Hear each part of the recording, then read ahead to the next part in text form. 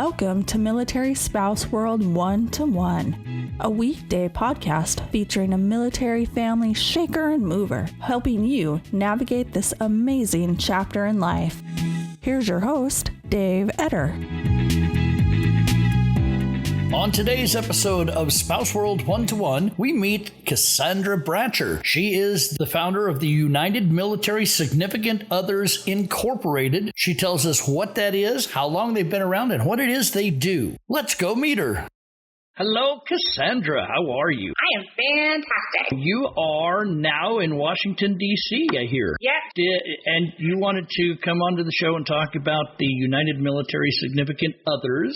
Fill me in as if I know absolutely nothing about it, because I think I do, but I'm not sure. Fair enough. So what we do is we create come-together communities throughout worldwide military installations for all branches.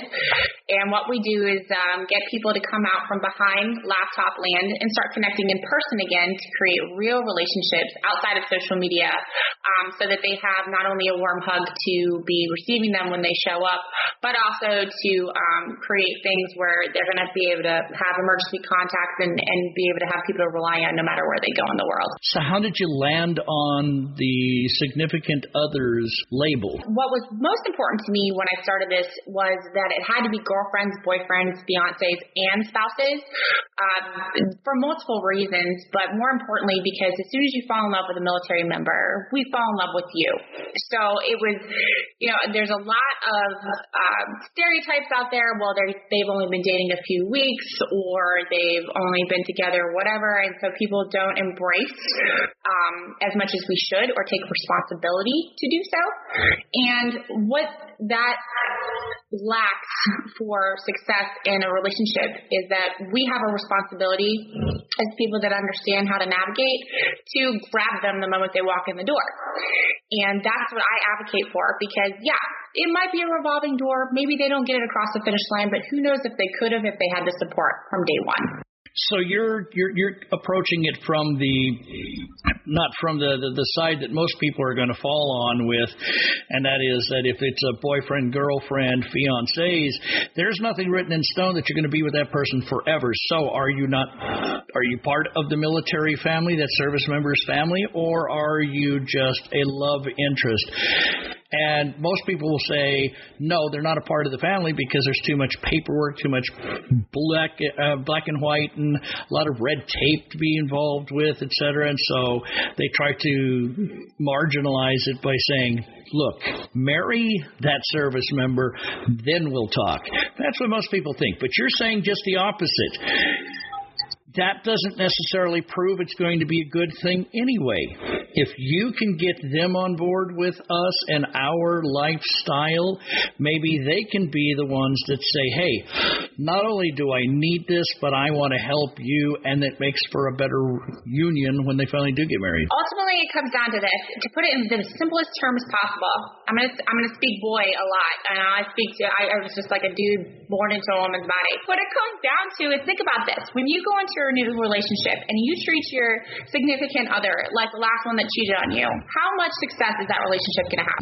True. Everybody that has ever come to me and said, Cassandra, it's a waste of time, they're just a girlfriend, they're never going to make it, or they're just a boyfriend, they're never going to make it. I'm like, you know what, on the first date, a comment was sent to me earlier today, actually, just today, where it was, well, shouldn't you get to know your person first? I'm like, do you understand what the military? Let me dumb it down for you.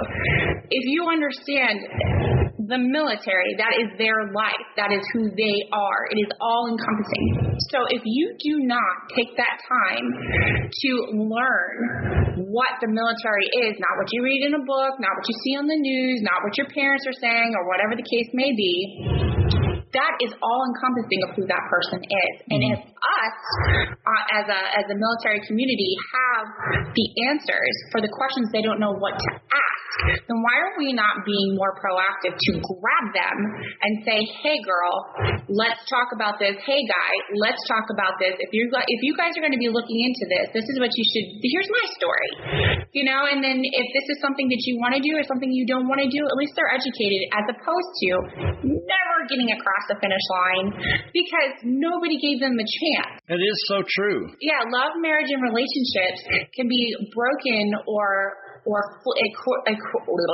could flourish because we, as the people that have been here, don't sit on a board of directors that's never been appointed and judge. That's a big part of what I do. Yeah, and I've seen where the newly minted couple, because they've signed the papers, they've stood in front of somebody, they exchanged the vows, swapped the rings, swapped spits, and now they're married.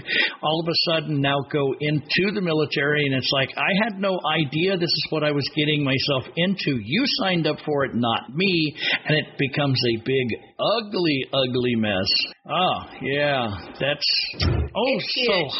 happens so much. It's huge, and people don't understand that we are the cause. And we need to take more responsibility. We're so quick as a community to point fingers and say, well, I knew that wasn't going to last because they got married. And then we're writing articles about how I got married. I met and married my husband in 7 months. We've been married for 5 years. Oh, well, me and my wife, from the very first day we met, we have not been apart, and that's 18 years ago. There you go.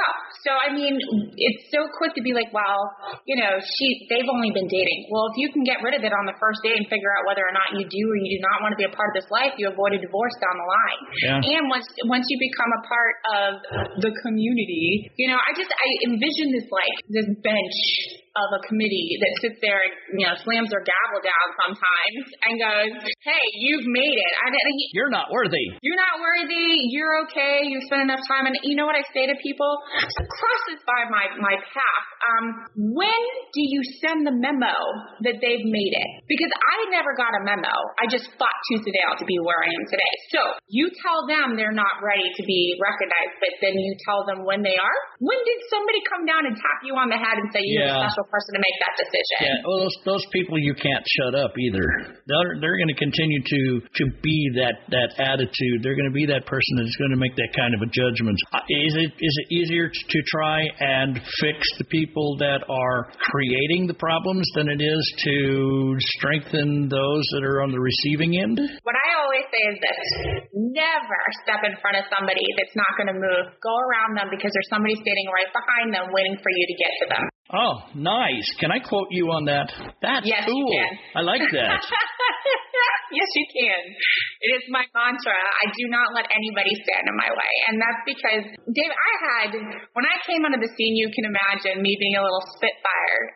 And people were like, oh, this outgoing, tall blonde, she's got zero for brains and, she's going to fall flat on her face. And everybody wanted to hate on me. And I was like, that's really cute. Thank you for coming out. High five. However, the problem is that I'm tenacious and I'm A-type and I'm a fixer. People tried to take me down left and right. And I'm very happy to sit here today humbly and say that I have enough people in my life, my circle and support that saw through it, but I went around the bullies that told me there's no way I could do this, and here I am today on your show. Now you've got something brand new going on with UMSO. Oh man, I always have something going on. My husband says I'm always plotting and scheming. Right now I'm accessorizing to my chapters, if you will. So it's called Volunteer Hearts. So this is a program where you don't have to be a military SO. You don't have to be affiliated with the military. You just want to give back to the military. And what it is an incentivized program outside of each chapter where I essentially bribe you with good things to do and incentives to join on and make sure that you give back to the community, whether it's the homeless, whether it's free hugs, whether it's the military. You're a volunteer of our organization. You get first come, first serve by being a volunteer. So if I get like the Emmys and the billboards again, or like the SAG Awards. Yeah, you're the one that gets us to those events, aren't you? It's the UMSO that gets the cool things, the front row seats, the tables with the big names. Yeah. We sit with the stars. It's pretty cool. I'm not going to lie. I've been on TV a few times sitting next to Denzel Washington. Not going to lie. It's kind of a fun perk of what we do. So, yeah, the thing is that people want to help our military. They just don't know how to. So I'm kind of like the ping pong ball between back and forth. You've become the poster girl. I have become Vanna White. There you go.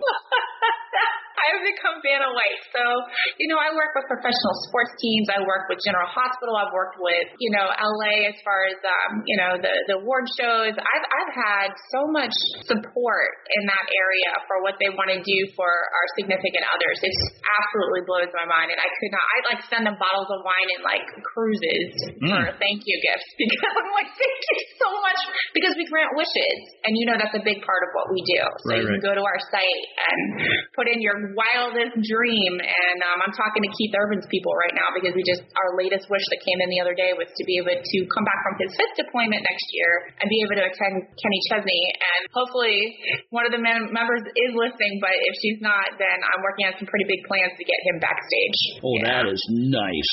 So what is this website you keep mentioning? Where is it? All right. It's just UMSIGO.org.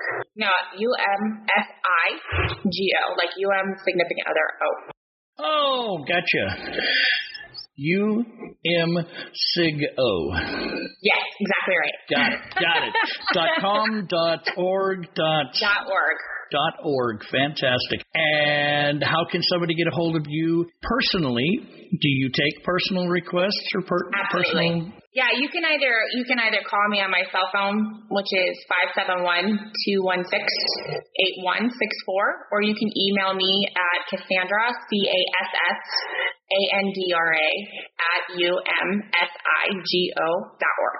And for those that are listening overseas, that's a U.S. phone number. Overseas charges will apply, obviously. Next time you've got some big thing going on where you've granted a wish, we've got some people going to see the next Emmys or whatnot, you need to come back on the show and bring the person that's going to get that wish granted to them so we can talk to them and find out what they're hoping to see. Absolutely. I look forward to doing that. I've had to, with the transition from coast to coast, I've had to put the last wish that came in, thank goodness, isn't until next year, so it's given me a little bit of time. But with all the wishes, I mentioned on your show before that, there was a young couple that I would love to get on the show that they couldn't afford to have a wedding. Oh, no. So I became an ordained minister in order to officiate their wedding. And I threw their entire wedding on the beach at Camp Pendleton and did everything. I voluntold my husband and made him set up everything. But,